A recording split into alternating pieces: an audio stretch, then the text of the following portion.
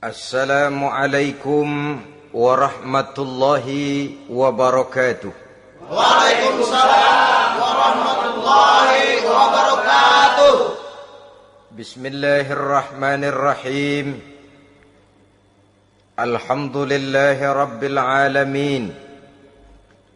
Wassalatu wassalamu ala ashrafil mursalin, imamil muttaqin, sayyidil ghurril muhajjalin, wa ala alihi wa ashabihil mujahidin at-tahirin, amma ba'du. Saudara-saudara kaum muslimin rahimakumullah.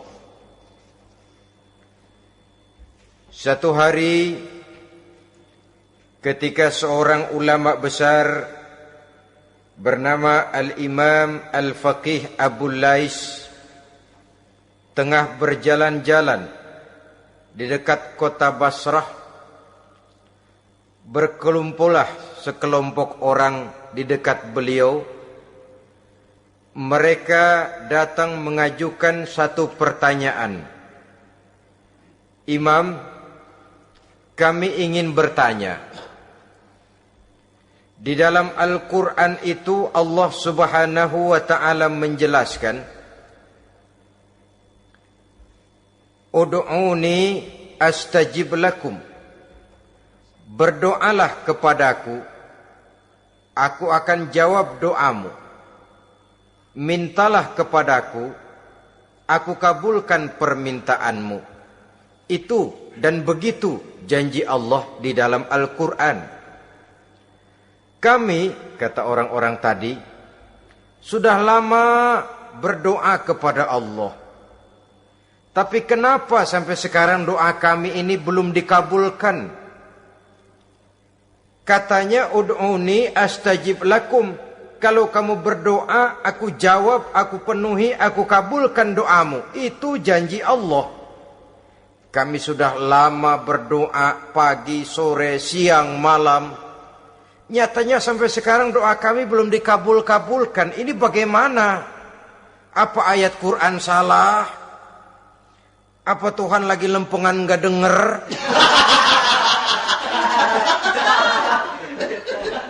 Apa doa kami yang terbalik?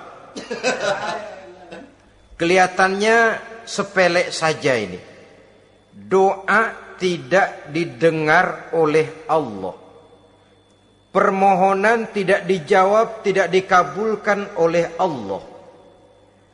Tapi sebenarnya kalau kita mau merenung, kemalangan apa yang paling besar dalam kehidupan ini selain daripada kalau permohonan dan doa kita sudah tidak dihiraukan oleh Allah. Artinya hidup sudah tidak diopeni oleh Allah. Jangankan Allah, saudara-saudara, kita nggak diopeni sama mertua saja bingung.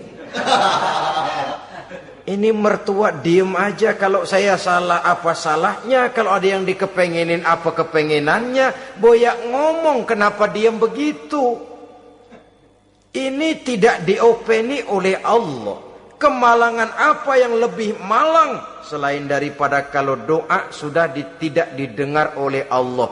Itu sudah kemalangan yang paling malang, lebih malang dari kota Malang saya kira.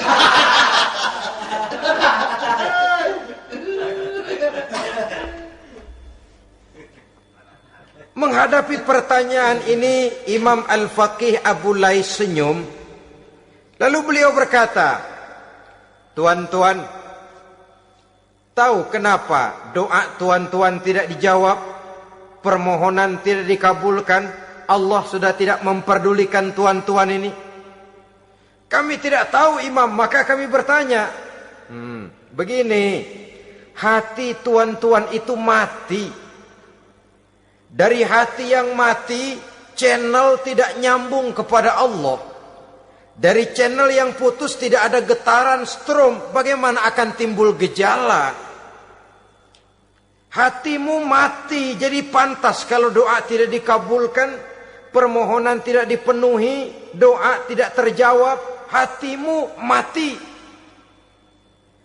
Saudara-saudara kaum muslimin, dari hati yang mati ini, getaran tidak akan sampai ke hadratullah azza wa jalla. Nah, ini juga satu penyakit yang kita sangat khawatirkan, yaitu apabila hati kita sudah mati selagi jasad masih hidup. Artinya, jadilah kita bangkai berjalan di hadapan Allah subhanahu wa ta'ala. Sementara kita sangat disibukkan dengan menggali berbagai macam jenis obat penangkal penyakit zahir, dan kita kurang perhatian untuk mencari obat penangkal penyakit batin yang kalau diserang penyakitnya menghancurkan kehidupan abadi di akhirat nanti. Perkembangan ilmu kedokteran nyata benar diikuti dengan perkembangan jenis-jenis penyakit. Makin maju ilmu kedokteran, makin modern penyakit. Ngerti juga rupanya itu penyakit. Dulu kita tidak kenal yang namanya AIDS. Kita tidak tahu yang namanya liver. Kita tidak kenal yang namanya stres. Paling yang banyak cika, masuk angin, dan sebagainya.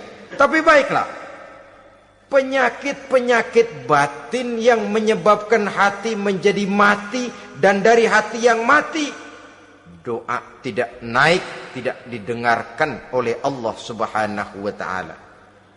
Nah, kata orang-orang tadi, yang menyebabkan hati kami mati ini apa, Imam? Beliau menjawab, pertama, araftumullaha wa lam tu'tuhu haqqahu.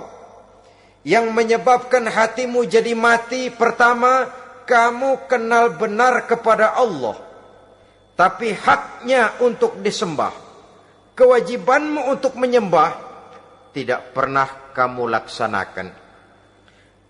Bagaimana Allah tidak akan jauh dari kita kalau kita tidak akan mengadakan pendekatan kepadanya.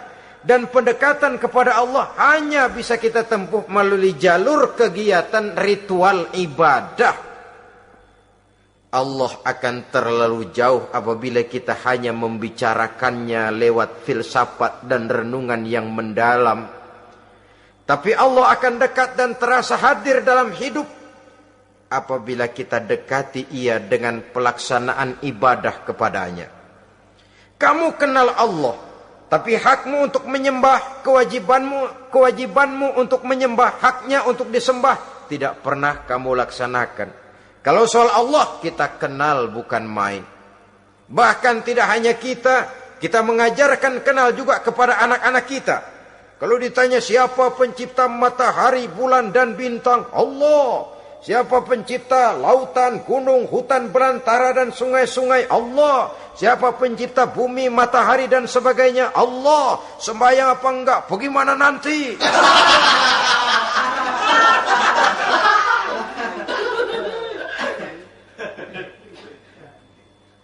Tanpa pendekatan, Allah akan jauh. Apabila Allah jauh, maka doa tidak akan didengarkan olehnya.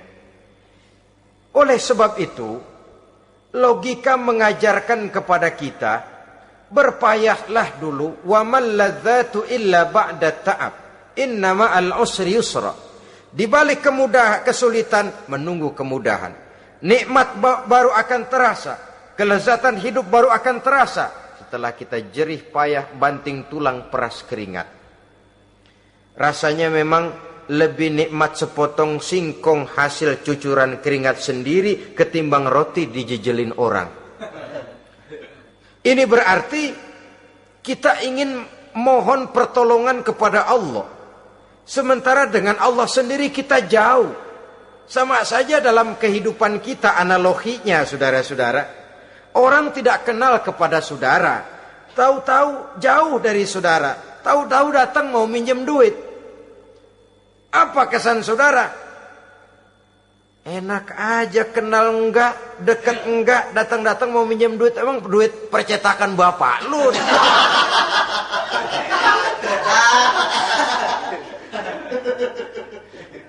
Sedangkan yang kita kenal, sedangkan yang kita bertemu tiap hari, Sedangkan yang sering datang ke tempat kita, kalau satu saat dia pinjam duit, toh kita kadang-kadang masih mikir.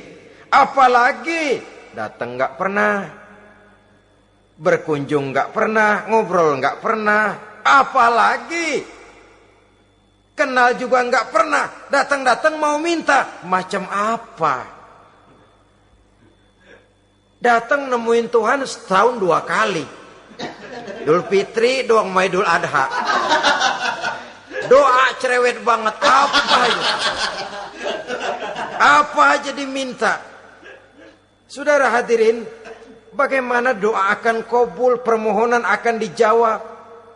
Jikalau kita jauh dari Allah, kita kenal Allah, haknya untuk disembah, kewajibannya untuk menyembah, tidak pernah kita laksanakan.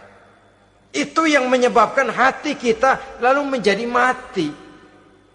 Padahal mengenal Allah, setelah mengenalnya, mengadakan pendekatan kepadanya melalui ritual ibadah yang dicontohkan oleh Rasulullah Sallallahu Alaihi Wasallam. Ini hal pertama yang menyebabkan hati jadi mati. Kamu terlalu kenal Allah, tapi tidak pernah menyembah kepadanya. Sama aja orang kerja kagak, habis bulan mau minta gaji. Karena kita jitak kepalanya. Macam apa? Kerja enggak, tahu-tahu datang mau minta gaji. Kerja dulu yang baik, habis bulan baru. Enggak diminta pun memang sudah ada jatahnya. Ibadah dulu kita kepada Allah. Soal Allah memberikan karunia kepada kita, itu hak Allah. Apabila kita dekat dengannya, ibadah yang kita laksanakan benar, karunia itu akan datang kepada kita. Saudara-saudara, yang kedua yang menyebabkan hati jadi mati, qara'tumul Qur'an walam ta'malu bih. Kamu baca Al-Qur'an tapi ajarannya tidak pernah kamu amalkan. Kamu baca Quran, tapi isinya kamu injak-injak. Sehingga ada peringatan dari Rasul Sallallahu Alaihi Wasallam. Beliau bersabda, "Iza azzamat ummatid dunya, wa fi riwayatin dinaron wa dirhaman, nuzi'at minha haibatul Islam. Wa iza turikatil amru bil ma'rufi wan nahyu 'anil munkari, hurimat 'alaihim barakatul wahyi.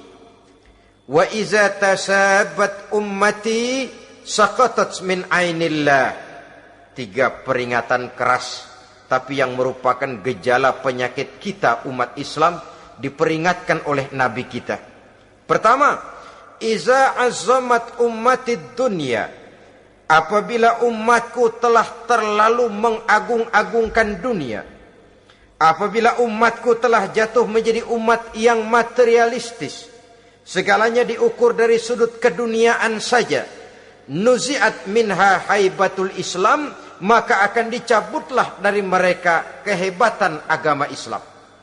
Hilang kehebatan Islam apabila kita jatuh menjadi umat pengagung dunia, penyembah materi. Nilai kita, keberadaan kita tidak dihargai orang lain. Orang memandang kita remeh saja. Orang Islam gak ada apa-apanya, bayar aja. Bisa dibeli, bisa diatur, bisa dikerjain, garap saja. Nuzi'at minha haibatul Islam, hilang dari mereka kehebatan Islam ini. Kenapa? Mereka telah mengagungkan dunia dan menjadikannya sebagai tujuan. Padahal dunia cuma alat, materi cuma alat, harta cuma alat. Yang kedua, wa iza turikatil amru bil ma'rufi wan nahyu 'anil munkari, hurimat 'alaihim barakatul wahyi.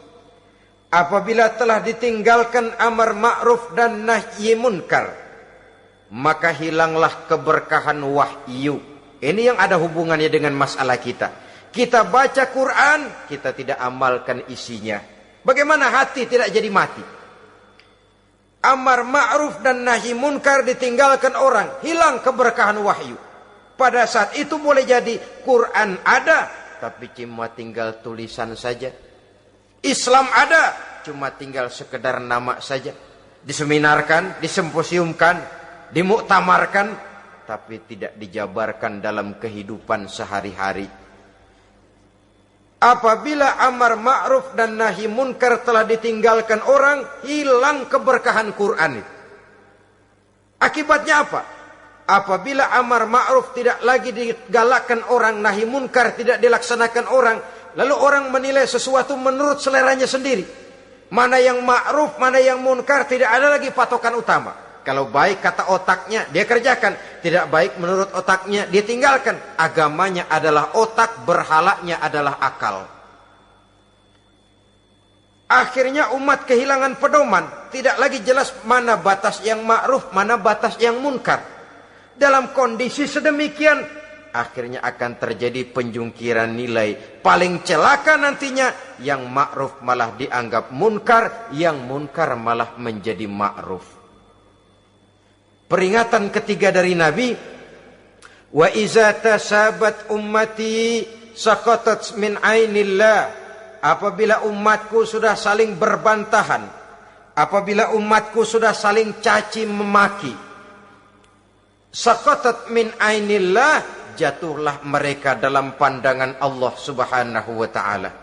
Hilang wibawa umat yang sudah saling mencaci maki, saling menjatuhkan, saling gasak, gesek, gosok.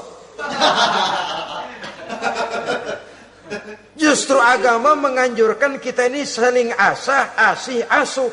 Kadang yang kita praktekkan, kita ini saling gasak. Yang kedua, saling gesek. Yang ketiga, saling gosok. Gasak, gesek, gosok. Kacau kita ini. Saling gasak, menjegal kawan seiring, menggunting dalam lipatan. Saling gosok, fitnah sana, fitnah sini. Saling gesek, sikut kiri, sikut kanan. Tidak peduli orang lain luka dan sebagainya. Yang penting dia bisa nangkring. Jatuh kita dalam pandangan Allah apabila umat sudah saling mencaci maki. Maka kita kembali kepada persoalan. Hal kedua yang menyebabkan hati jadi mati, qara'tumul Qur'an walam ta'malu bih. Kita baca Al-Quran, tapi ajarannya nyaris tidak kita amalkan di dalam kehidupan kita. Akibatnya hati lalu jadi mati. Itu yang kedua. Yang ketiga, yang menyebabkan hati jadi mati dan doa tidak terjawab, idda'aitum annakum min ummati Muhammadin sallallahu alaihi wasallam walam ta'malu bisunnatihi. Kamu mengaku, kamu memproklamirkan diri sebagai umatnya Nabi Muhammad, tapi sunnahnya tidak pernah kamu amalkan. Malahan perkembangan paling akhir, bukan saja tidak mau mengamalkan sunnah, malah mengingkari sunnah. Inna lillahi wa inna ilaihi raji'un. Oh, Nabi Muhammad itu manusia biasa seperti kita. Sebagai manusia dia bisa salah. Dan ternyata hadis banyak yang palsu. Yang otentik cuma Quran. Selebihnya adalah sejarah. Tidak ada itu sunnah. Langsung saja kepada Quran. Oh, hadis itu bukan sumber hukum. Oh, tidak perlu mengamalkan sunnah. Saudara-saudara kaum muslimin, mengaku kita umat Nabi, tapi sunnahnya kita campakkan, tidak kita amalkan. Setelah tidak kita amalkan, kita campakkan. Setelah kita campakkan, kita ingkari pula. Inna lillahi wa inna ilaihi raji'un. Bagaimana hati tidak jadi mati? Kalau siang malam kita memproklamirkan diri sebagai umat Nabi Muhammad, sementara sunnahnya kita campakkan, kita abaikan, dan kita ingkari dia. Sunnah itu. Padahal jikalau sekarang kita mengenal Islam, jikalau kita sekarang ngerti halal haram, tahu hak batil, bisa memilah dan memilih antara yang ma'ruf dengan yang munkar, itu utamanya adalah karena jasa Nabi Muhammad SAW, yang dari generasi ke generasi dilanjutkan oleh para sahabat, oleh tabi'in, oleh tabi'it tabi'in, terus oleh para ulama-ulama sampai kepada kita sekarang ini. Walaupun beliau hanya berfungsi sebagai penyampai, tapi kepribadiannya dijadikan model oleh Allah Subhanahu wa taala di dalam kita melaksanakan kehidupan beragama. Bahwa beliau manusia seperti kita, memang dalam arti unsur biologisnya ya manusia, punya darah, punya daging, punya hati, punya perasaan, bisa sedih, bisa gembira. Tetapi beliau itu termasuk basyarun la kal basyar, manusia yang tidak seperti manusia pada umumnya, punya spesifik, dan itu wajar sebagai seorang rasul pilihan Allah, apalagi merupakan rasul pilihan dari sekian puluh pilihan. Bahwa jamrud itu batu memang, tapi nilainya kan berbeda dengan batu kolar. Satu truk batu kolar dengan barangkali segenggam batu jamrud, nilainya tentu jauh lebih mahal batu jamrud. Kalau soal batunya, sama batunya, tapi nilainya berbeda karena esensinya berbeda. Kita manusia, Nabi Muhammad juga manusia, sama manusianya memang, tapi kualitasnya, nilainya tentu jauh panggang daripada api. Itu sebabnya Allah menjadikan beliau sebagai model. Laqad kana lakum fi rasulillahi uswatun hasanah. Di dalam diri Rasul itu terdapat contoh teladan yang sangat baik bagi kita. Oleh karenanya, pada pertemuan kali ini, apabila kita konsekuen mengaku umat Nabi Muhammad, marilah konsekuen juga menegakkan sunnahnya. 3. Yang keempat, yang menyebabkan hati jadi mati dan doa tidak terjawab, akaltum ni'mata rabbikum walam tashkurulah. Tiap hari kamu makan nikmat Tuhanmu, tapi kamu tidak pernah mau bersyukur kepadanya, kepada Allah Subhanahu wa ta'ala. Nikmat Tuhan kita doyan banget. Tidak pernah sehari dan sesaat pun terlepas diri dan hidup ini dari nikmat-nikmat yang diberikan Allah. Sejak kita bangun tidur sampai tidur kembali, bahkan tidur itu sendiri, di pasar, di sawah, di kantor, dimanapun kita berada, nggak pernah nikmat Allah berhenti. Hidup kita dalam alam diberikan segala fasilitas untuk menunjang kehidupan. Nggak pernah Allah pasang pajak matahari, nggak pernah Allah pasang pajak gas udara. Nikmat-nikmat yang banyak itu tiap hari kita kecap, tiap hari kita nikmati. Tapi kita tidak pandai bersyukur. Padahal Allah memberikan peringatan keras dalam hadis qudsinya. Man lam yashkur ala na'mai wa lam yasbir ala balai falyakhruj min tahti samai wal yatlub rabban siwaya. Siapa yang tidak mau bersyukur terhadap nikmat yang aku berikan kepadanya dan tidak mau bersabar terhadap ujian yang aku berikan kepadanya, silahkan keluar saja dari kolong langit ini dan cari Tuhan selain aku. Diusir oleh Allah. Kalau orang tidak mau bersyukur terhadap nikmat yang aku berikan dan tidak mau bersabar terhadap ujian yang aku timpakan, keluar dari kolong langitku, keluar, cari Tuhan selain aku. Diusir. Lah yang ngusir Allah. Anak sekarang bilang mau ke Menong.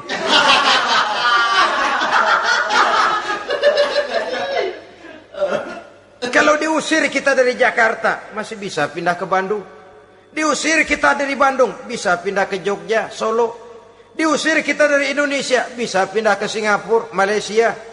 Diusir dari kolong langit, mau cari langit mana lagi? Kalau kau tidak mau mensyukuri nikmatku, tidak sabar terhadap ujian yang aku berikan kepadamu, keluar saja, keluar dari kolong langitku ini, cari Tuhan selain aku. Kalau istilah kita mah Tuhan, jengkel banget udah itu.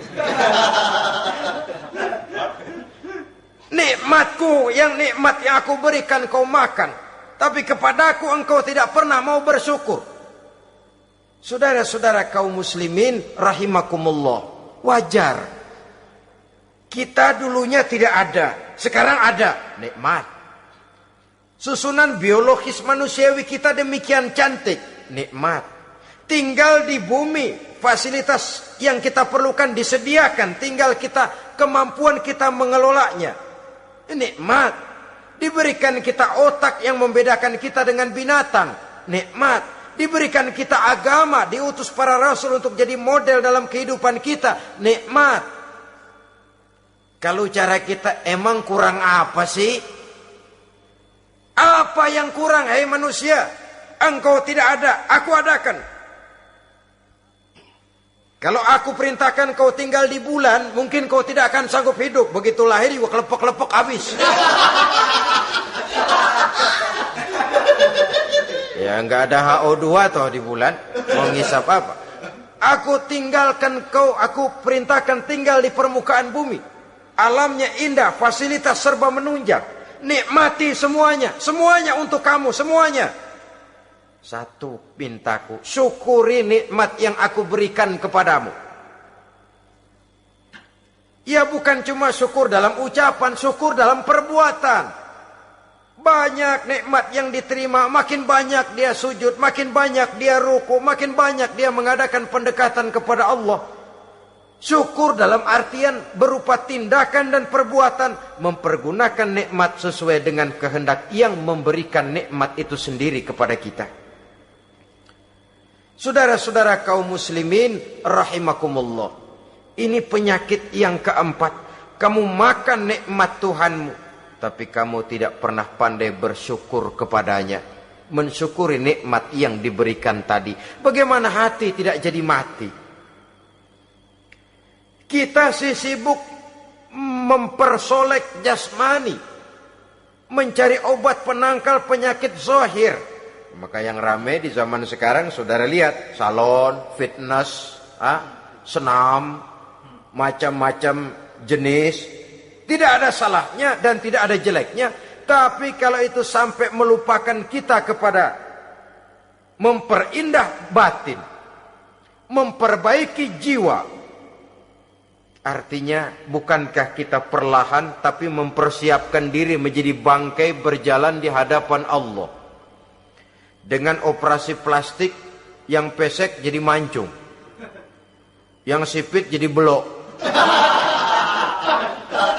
kulit keriput jadi kencang, pipi terlalu cekung bisa diatur.